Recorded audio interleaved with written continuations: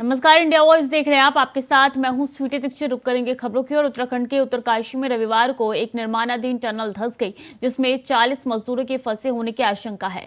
बता दें कि ये टनल ब्रह्म कमल और यमुनोत्री नेशनल हाईवे पर सिलकेआरा और डंडल गांव के बीच बनाई जा रही है। वहीं NDRF, SDRF, fire brigade national highway के 200 से ज्यादा लोग पिछले 36 घंटे से रेस्क्यू ऑपरेशन में लगे हुए हैं। वहीं सीओ प्रशांत कुमार ने बताया कि हम टनल के अंदर 20 मीटर तक जा चुके हैं और लगभग 35 मीटर और अंदर जाना है। साथ ही कहा है कि मजदूरों से संपर्क हो गया है, सभी मजदूर सुरक्षित हैं, उन्हें पाइप के जरिए ऑक्सीजन और खाना पानी पहुंचाया जा रहा है। वहीं एनडीआरएफ के असिस्टेंट कमांडर करमवीर सिंह ने बताया कि 4.5 किलोमीटर लंबी और 14 मीटर चौड़ी इस टनल के स्टार्टिंग पॉइंट से 200 मीटर तक प्लास्टर किया गया था। उससे आगे कोई प्लास्टर नहीं था, जिसकी वजह से ये हादसा हुआ। उम्मीद है कि आज शाम तक मजदूरों को निकाल लिया जाएगा।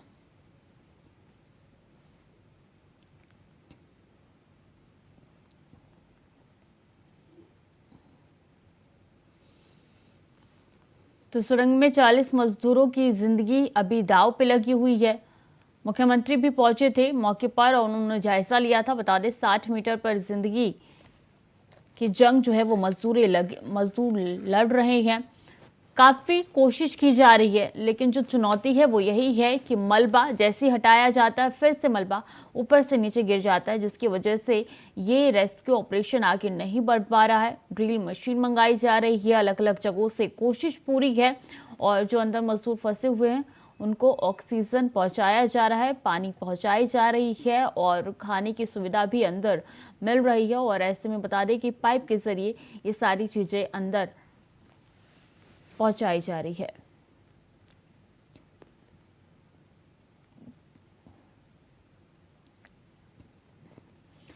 समाजवादी पार्टी के नेता स्वामी प्रसाद मौर्य ने आपत्तिजनक ट्वीट करके दिवाली त्योहार और मां लक्ष्मी का मजाक बनाया है। दीपोत्सव के अवसर पर अपनी पत्नी का पूजा और सम्मान करते हुए कहा है कि पूरे विश्व के प्रत्येक धर्म, जाति, नस्ल, रंग और देश में पैदा होने वाले बच्चे के 2 हाथ, 2 पैर, 2 कान, 2 आंख, 2 छिद्रों वाली नाक के साथ एक सिर, पेट व पीठ ही होती है। 4 हाथ, 8 हाथ, 10 हाथ, 20 हाथ व 1000 हाथ वाला बच्चा आज तक पैदा नहीं हुआ है, तो 4 हाथ वाली लक्ष्मी कैसे पैदा हो सकती है। तो वहीं आचार्य प्रमोद कृष्णम ने सीएम योगी की से मांग की है कि उनके खिलाफ कार्रवाई करनी चाहिए।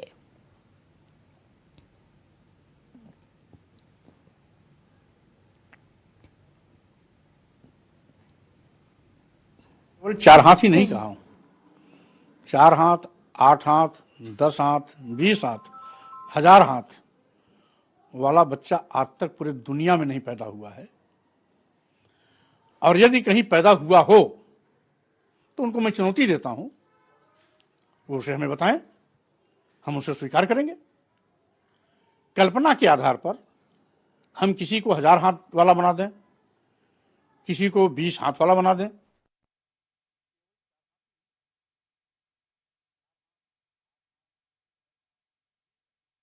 धर्म का नाम कोई धर्म नहीं है और उन्होंने कहा है ये केवल एक धोखा है। तो ये विवादित बयान है स्वामी प्रसाद मौर्य के, जो आपकी टीवी स्क्रीन पर नजर आ रहे हैं। इसी के साथ उन्होंने आगे कहा है कि रामचरितमानस बकवास बैन लगना चाहिए इस पे। और इसी के साथ ये पहली बार उन्होंने बयान नहीं दिया है। रामराज में काटा गया था शंभुक का सिर। तो स्वामी प्रसाद मौर्य की तरफ से क्या विवादित बयान दिए गए हैं, ये लगातार हम आपको बता रहे हैं। बद्रीनाथ, केदारनाथ और जगन्नाथ पुरी पहले बौद्ध मठ थे और अब मां लक्ष्मी पर विवादित बयान स्वामी प्रसाद मौर्य ने दिया है। तो देखिए, कई विवादित बयान स्वामी प्रसाद मौर्य द्वारा पहले भी दिए जा चुके हैं और उनकी आलोचना भी जमकर हुई है, कई जगह प्रदर्शन भी हुए थे। अब एक बार फिर से स्वामी प्रसाद मौर्य ने ये विवादित बयान दिया है। उन्होंने कहा है कि माँ लक्ष्मी कुछ नहीं होती है, लक्ष्मी आपके घर में होती है। और ऐसे में स्वामी प्रसाद मौर्य का ये विवादित बयान फिर से चर्चा में आ चुका है।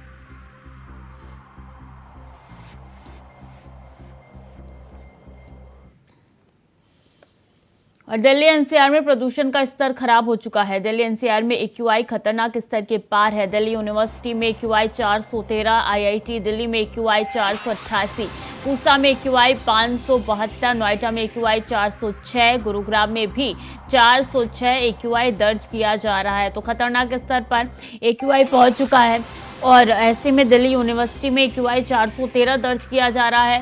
दिल्ली में AQI IIT के पास 488, पूसा में 572, नोएडा और गुरुग्राम में 406 AQI दर्ज किया जा रहा है और इसी से अंदाज़ा लगाया जा सकता है दिल्ली NCR के लोग किस तरीके से प्रदूषण को झेल रहे हैं। जहर जो है वो काफ़ी ज़्यादा अपने अंदर ले रहे हैं और इससे पहले सारी स्थिति ठीक हो गई थी बारिश के कारण, लेकिन एक बार फिर से दिवाली की वजह से, आतिशबाजी की वजह से ये स्थिति बिगड़ती हुई नजर आ रही है। अजय चौहान ज्यादा जानकारी के साथ जुड़ चुके हैं। अजय, आज दूसरा दिन है और लगातार प्रदूषण का कहर नजर आ रहा है दिल्ली NCR में, क्या स्थिति है, क्या अपडेट देंगे? श्रुति, देखिए अगर बात करें दिल्ली NCR की तो काफी स्थिति खराब नजर होती है क्योंकि 33% अधिक मात्रा में प्रदूषण बढ़ चुका है क्योंकि AQI लेवल है काफी खतरनाक। कई जगह ऐसा देखा गया, सबसे ज्यादा तो बता दें कि करोलबाग जो क्षेत्र है वो सबसे ज्यादा प्रदूषण में सामने आया, वहाँ की जो धमनी चेक की गई थी वहाँ भी सबसे ज्यादा अधिक महसूस की गई, 5.8 के आसपास महसूस की गई है। वही अगर हम बात करें नजफगढ़ के, वहाँ का 2.6 है, लेकिन यह कि आरकेपुरम में भी 400 से ऊपर है AQI लेवल, यानी कई ऐसी जगह है जहाँ पर काफी मात्रा में स्थिति खराब बनी हुई है। ऐसे में यही है कि लगातार या तो बारिश हो या फिर जो बारिश की बात कर लेते उसकी तैयारी की जाए, नहीं तो उसके आने वाले वक्त में दिल्ली की जो हालात है वो ज्यादा खतरनाक होते नजर आ रहे हैं इसमें। स्वीटी, आप कहाँ मौजूद है, वहाँ AQI क्या दर्ज किया जा रहा है अजय? श्रुति, दिल्ली अगर बात करें आरकेपुरम की तो वहाँ पर 433 से आसपास AQI लेवल बना हुआ है इस समय। सुबह की बात है, 6 बजे का टाइमिंग जो था वहाँ 400 से 33 था, लेकिन उसके बाद और भी बढ़ चुका है क्योंकि ऐसी स्थिति देखने को काफी मिल रही है। कई ऐसे और भी क्षेत्र है जहाँ पर इस तरह की स्थिति महसूस की जा रही है। आनंद विहार की बात करें, वहाँ पर भी काफी मात्रा में महसूस किया गया है AQI लेवल, जो जहर की सांस लेने में अभी भी काफी समस्या को सामना देखना पड़ रहा है। 24 घंटे से ज्यादा का वक्त हो चला है, क्या कोई निष्कर्ष, क्या कोई उपाय निकला है? क्या दिल्ली सरकार ने कोई कदम आगे बढ़ाया है? क्योंकि अभी ऐसा कोई भी निर्णय या ऐसा कोई सरकार ने निर्णय नहीं लिया है, सिर्फ ऑडिबन की बात चल रही है कि ऑडिबन उसको बढ़ाया जाए नहीं बढ़ाया। अभी भी वेट किया जा रहा है कि हो सकता है कि कुछ मौसम में तब्दीली हो सके तो इसकी वजह से ऑडिबन ना लगा सके, लेकिन अगर नहीं हुआ तो हो सकता है दिल्ली का ऑडिबन लगाओ किया जा सकता है इस बार। ये भी कहा जा रहा है कि जो पार्किंग फी होती है उसको डबल किया जाएगा, तो क्या मात्र ये उपाय है प्रदूषण पे कंट्रोल करने के लिए? ग्रैब फोर सिस्टम भी लागू है लगातार, असर देखने को मिल सकता है क्या है इसका?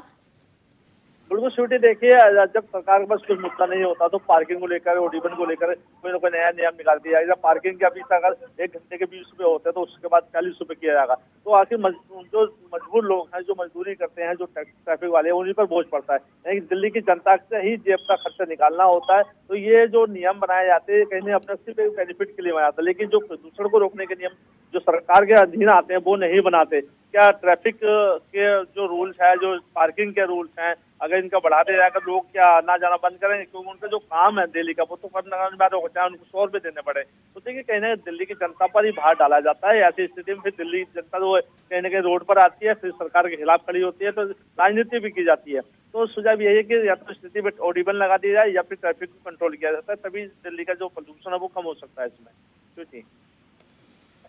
जी बिल्कुल अजय, और देखिए वार पलटवार भी शुरू हो चुका है। गोपाल राय बोल रहे हैं कि सब कुछ हरियाणा और यूपी के कारण हुआ है, पटाखों की सप्लाई वहां से हुई है, तो अपनी गलती मानने को कोई तैयार नहीं है और आरोप लगाने के लिए सबसे आगे है। छुट्टी, देखिए अगर बात करें गोपाल राय जिस तरह से बार बार बयान देते हैं, शुरू से वो बयान देता आ रहा है कि हरियाणा और यूपी में ही सबसे ज्यादा पराली जलाई गई है, जबकि पहले भी आंकड़ा आया था, इसमें सैटेलाइट की फुटेज भी आई थी, तो पंजाब सबसे नंबर 1 पर 90% पराली पंजाब में जलाई गई थी, जो फोर्टिस के जब पूरा रेड एरिया लाल हो रखा था। और हरियाणा में भी बात करें वहाँ भी 3 पॉइंट से आसपास पराली जलाई गई। तो केसेस पे अगर बात करें तो पंजाब में 2000 से अधिक केस सामने आए थे, लेकिन दिल्ली सरकार लगातार यही कहती है कि यूपी हरियाणा में ही ये, क्योंकि सरकार उनकी नहीं है और सरकार पंजाब में उनकी है। तो जो आंकड़ा है, जो सरकारी रिपोर्ट की बात करें तो 1900 से अधिक 7 दिन का रिकॉर्ड था जो पुलिस FIR की गई थी, लेकिन कोई कार्रवाई नहीं की। उसके बाद भी दिल्ली सरकार अपने आप को यही कहती है कि यूपी हरियाणा से ये पोल्यूशन फैला हुआ है। लेकिन ये देखना होगा कि राजनीति जरूर जमाई होती है, लेकिन दिल्ली का जो वातावरण है जो साफ सफाई है, जब पानी का विचार किया जा रहा है, अगर स्लिम कॉलोनी जैसे क्षेत्र में, आउटडोर क्षेत्र में अगर की जाए तो हो सकता है कहीं ना जो धुंध मिट्टी रोडों से आती है वो तभी रहे, लेकिन वो सिर्फ वीआईपी एरिया जैसे क्षेत्र के अंदर ही पानी का छिड़काव किया जाता है और उसी स्थिति में देखा जाए तो उसी का आंकड़ा वो देते हैं, क्योंकि वहाँ पर मात्रा है। लेकिन मैं बता दूं कि आरकेपुर में भी लगातार बौछार की जाती है, लेकिन कुछ सड़कों पर जिस क्षेत्र में किया जाता है वहाँ पर एक लेवल काफी 200 के आसपास रहता है, लेकिन जो अन्य क्षेत्र है वहाँ 400 से ऊपर होता है। तो देखिए कहीं ना राजनीति ये होती रहती है। अधिकतम AQI आज के दिन क्या दर्ज किया जा रहा है अजय?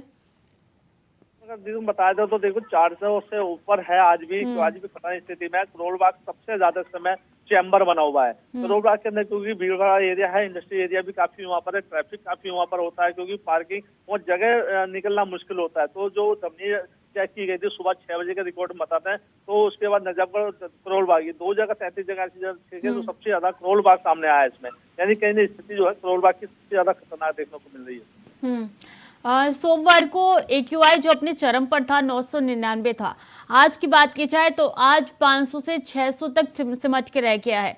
तो क्या लगता है आने वाले दिनों में ये अपने आप कम हो जाएगा, क्योंकि पटाखों का असर, पराली का असर कम हो रहा है, या ये ज्यादा यानी बढ़ भी सकता है? क्या आशंका आपको लग रही है?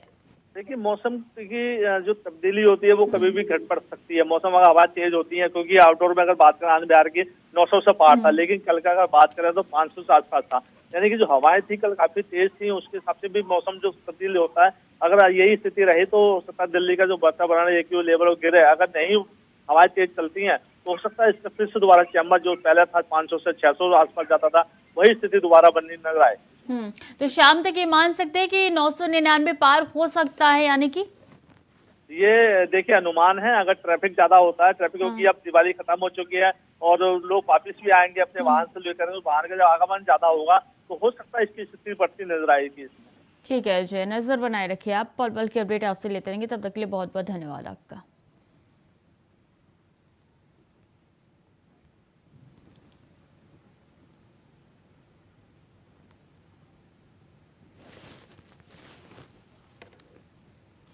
और यूपी मंत्रिमंडल विस्तार एक अबूझ पहेली। तो इस बार OP राजभर और दारा सिंह चौहान की दिवाली सूनी रह गई। वजह है मंत्री पद से फिर हाथ खाली। ऐसे में सवाल यह है कि अब OP राजभर का क्या होगा। ये रिपोर्ट देखिए।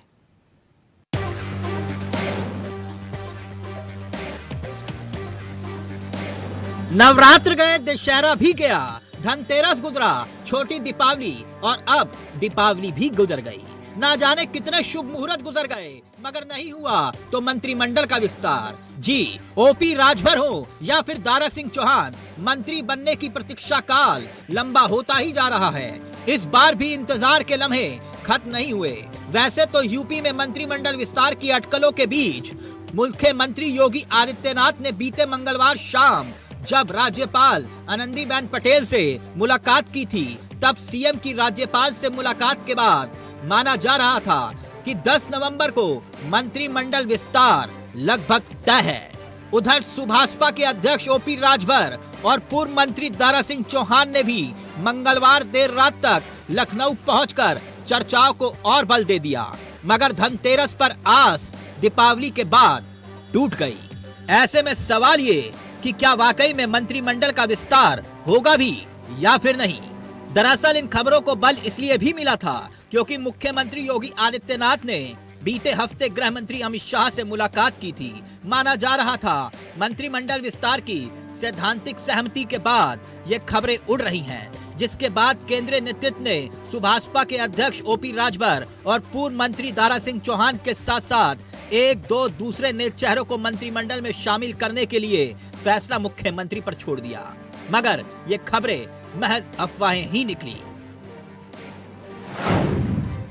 खबरें ये भी थी कि सुभाषपा के अध्यक्ष OP राजभर ने मंत्रिमंडल में शामिल होने के लिए दिल्ली में भाजपा नेतृत्व पर दबाव बनाया हुआ है। वैसे जुलाई में राजभर ने NDA में शामिल होने की घोषणा की थी। उसके बाद से ही वो मंत्रिमंडल में जगह पाने के लिए कई बार दिल्ली दरबार की परिक्रमा कर चुके हैं। इतना ही नहीं, दारा सिंह चौहान भी बीजेपी के प्रदेश अध्यक्ष भूपेंद्र चौधरी और उप मुख्यमंत्री ब्रजेश पाठक से मुलाकात कर चुके हैं, मगर रास्ता नहीं निकला। दरअसल पेच कहां अटका है वो भी समझिए। आरएसएस और बीजेपी के कुछ नेता घोसी उपचुनाव में हार के बाद दारा सिंह को मंत्री बनाने के पक्षधर नहीं है। दारा सिंह के नाम पर सहमति नहीं बनने से ही इतने दिनों से मामला अटका हुआ बताया जा रहा है। खैर, अटकले, कयास और शुभ मुहूर्त के बीच राजभर और दारा सिंह चौहान की हसरतें कब पूरी होंगी, ये सवाल अब भी बना हुआ है। वैसे ये हसरतें पूरी होंगी भी या फिर नहीं, इसको लेकर सियासी सस्पेंस बरकरार है। Bureau report, India voice, Lucknow.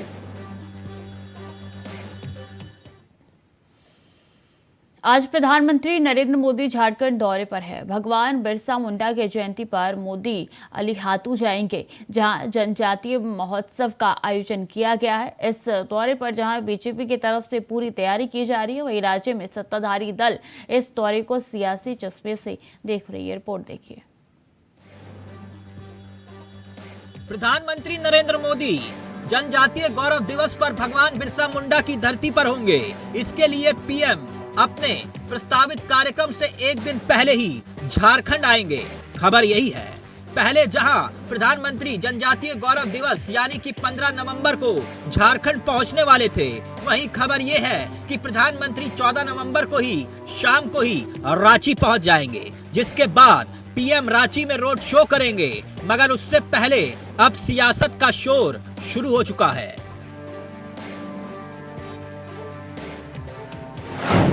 प्रधानमंत्री के दौरे की बात की जाए तो रोड शो के दौरान पीएम रांची एयरपोर्ट से राजभवन तक जाएंगे।